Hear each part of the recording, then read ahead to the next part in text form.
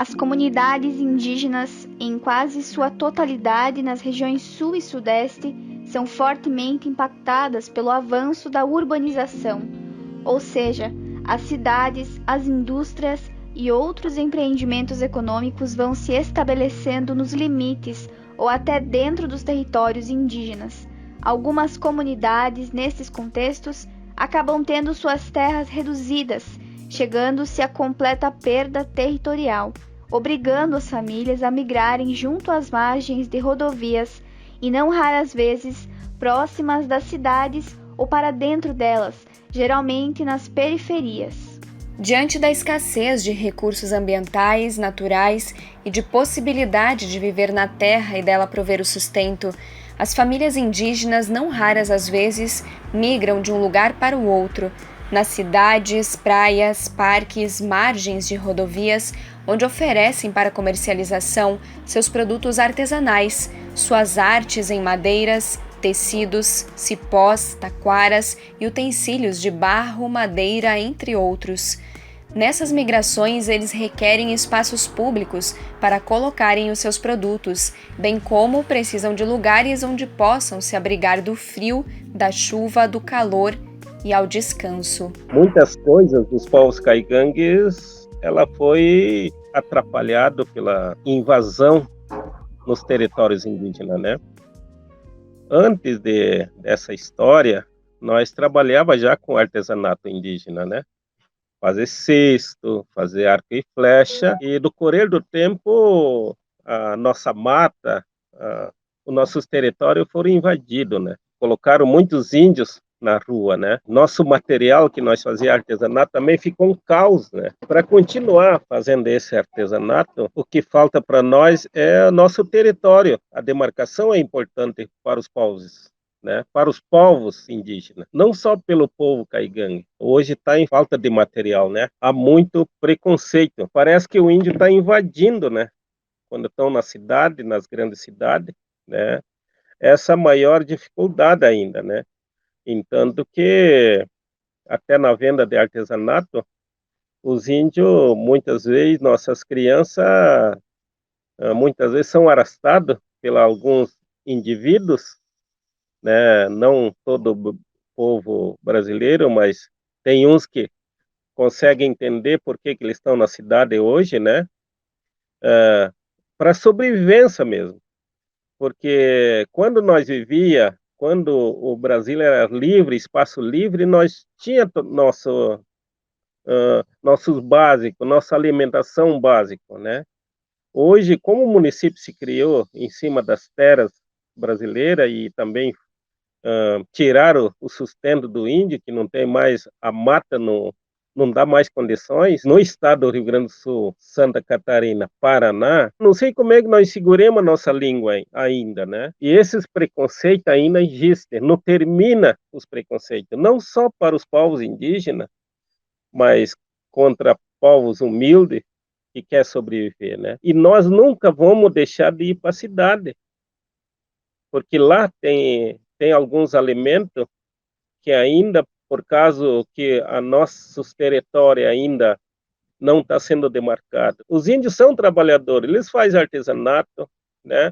Eles buscam, vendem seu artesanato e traz alimento para os seus filhos, né? Nós queremos trabalhar a liberdade. Nós somos sem fronteira, povos indígenas são sem fronteira. Os políticos são os aproveitadores, né? Eles tentam não deixar os índios vender seu artesanato, né? Mas nessa bandeira preta, né, trouxe muito prejuízo. Eu quero dizer para a sociedade que está faltando alimentação nas terras indígenas, porque tem terras demarcadas, tem uns que falam suas línguas e não tem onde buscar seu sustento. Então tem índio ainda, se não é umas folhas, né, umas folhas, fuá, que é a alimentação própria deles, que não, que é poucos, né? Se não é no meio do mato, né, onde é que tem área demarcada, eu acho que, né, tem muitos índios, passaria muito fome. Mas está terminando, eu quero dizer para a sociedade, né, puderem dar ajuda para a população que precisa, principalmente para a população indígena. Não deixa a população indígena, né, passar com esse problema, né, de fome e de miséria. O prefeito ou alguns candidatos que não gostam de índio, eles querem que os índios voltem, né, que moram no meio do mato, né, eles acham que os índios ainda têm mato, né. 88, né, diz o direito de ir e vir, e é proibido, né, de dizer os índios não podem ficar na cidade. É proibido dizer isso. Isso se chama-se preconceito, que nós temos direito de ir, vir e vir, né? E temos direito à saúde, temos direito à educação, né? E temos direito de ficar na sociedade e dizer para eles que temos vivo, né? O índio não acabou ainda. Eles não conseguiram matar todos nossos, né? Tentaram derrubar nossos troncos, né? Nossas folhas, mas esqueceram de tirar o nosso raiz. Por isso que eu fico feliz que meu avô deixou minha herança muito importante na defesa da população indígena. Em geral, na maioria das regiões, as autoridades públicas, embora saibam dessa migração indígena em períodos específicos durante o ano, feriados estendidos, época de veraneio nas praias do litoral, nas festas de Natal e Ano Novo, de Páscoa ou Dia das Mães, não planejam o acolhimento desses grupos de famílias. Ao contrário, em muitas situações, os repelem, buscam expulsá-los e até criminalizar sua presença, como tem sido a situação vivenciada pelos indígenas em Florianópolis, Santa Catarina.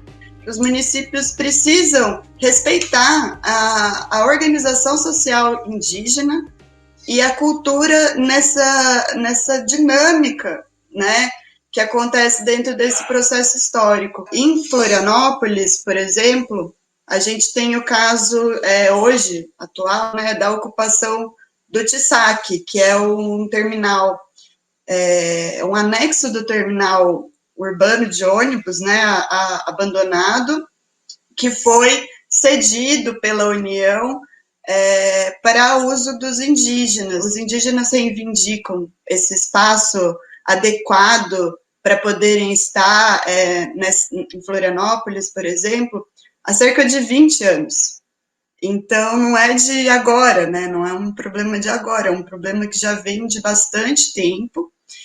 E o interessante é que a sensibilização em relação ao Estado, ela começou a partir de um ato de discriminação, de racismo. Por quê? A primeira notícia que se tem seria um BO, né? Se você pegar essa a ação civil pública de Florianópolis em relação a essa ocupação dos indígenas no Tisaque, a primeira ação que teve ali foi uma iniciativa da assistência social da prefeitura de tentar retirar as crianças indígenas ali dos seus pais e mães, por conta deles estarem ocupando pontos embaixo do viaduto ali de entrada da ilha de Florianópolis. Então, era um local que passava carros em alta velocidade. Então, a primeira iniciativa ali foi, ao invés de buscar entender por que aqueles indígenas estavam ali naquela situação e ver o que fazer, a primeira atitude foi tentar retirar as crianças desses indígenas que estavam ali ocupando o espaço. E aí veio, né, toda uma questão de um boletim de ocorrência, até inclusive, para dizer, olha, os indígenas estão ali numa situação precária, muito difícil, realmente correndo risco de vida, né? E a prefeitura tem que dar conta. A prefeitura, os municípios têm que dar conta dessa política para receber de forma adequada as pessoas indígenas que fazem toda essa dinâmica de deslocamento para subsistência, né? Essa é a nossa Constituição Federal, o artigo 215, o artigo 231, eles consideram que a gente deve respeitar as formas de organização social e dessa dinâmica cultural. Ali também, perto de Florianópolis, né, a gente teve também um caso de uma criança, um bebê que teria sido degolado. E não foi só uma, assim, que a gente vê relato no sul, né? A criança teria sido degolada na rodoviária, no local que eles estavam ocupando, para fazer a venda de artesanato. Então, o Ministério Público Federal, entendendo toda essa questão de risco à vida e integridade dessas comunidades, né? Porque não é só um povo, são vários povos aí do Sul e Sudeste que a gente vê fazendo essa dinâmica. Então, é o povo caigangue, é o povo guarani, o povo xoclen, né? Então, a gente tem vários povos, é muita gente, não é um grupo, né? São muitas pessoas. Fala-se que em Florianópolis chegam a passar mais de 400 indígenas no verão. E não é só no verão. Todos os feriados, todos esses momentos são importantes para os indígenas estarem nesses espaços e conseguirem, né, aí a sua subsistência através dessa venda de artesanato. A iniciativa do Ministério Público, né, foi de entrar com uma ação civil pública pedindo para o município de Florianópolis dar conta dessa situação que estava acontecendo, né?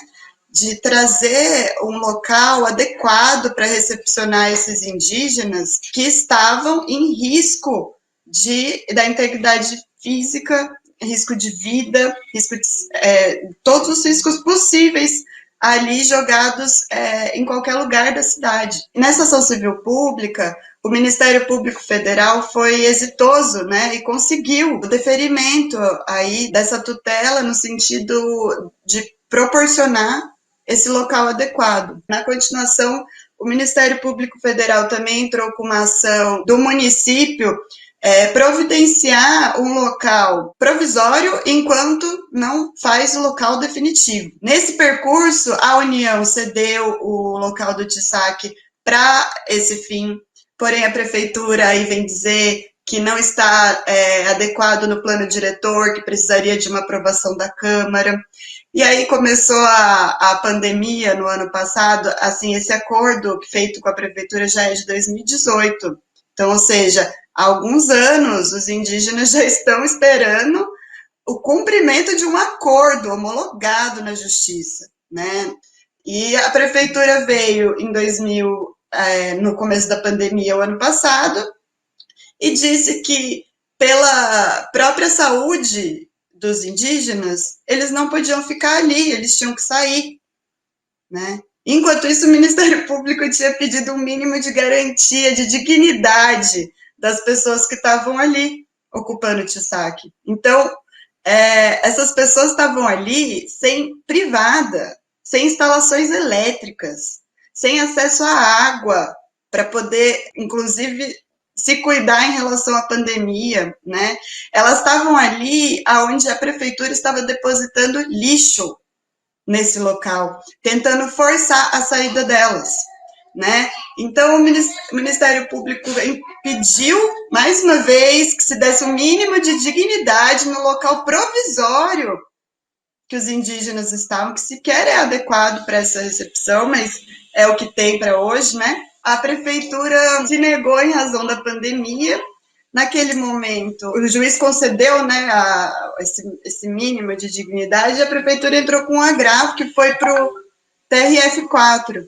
Quando chegou no TRF4, a desembargadora relatora do caso deu a suspensão da liminar que garantia esse mínimo de dignidade para os indígenas durante a ocupação ali e a pandemia, isso em caráter liminar.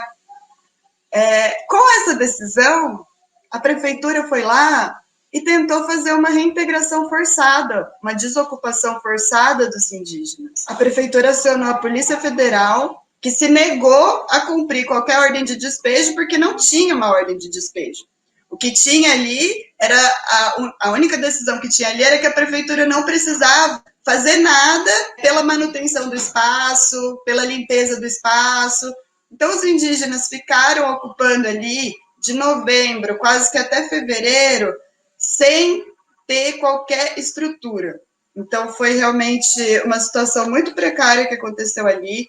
O próprio juiz chamou essa conduta da prefeitura de ato de racismo em relação aos indígenas que estavam ali.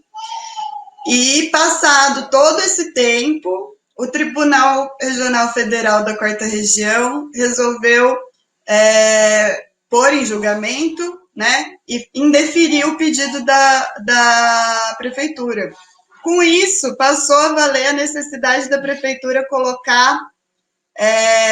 fazer a manutenção do espaço, da limpeza e tudo mais.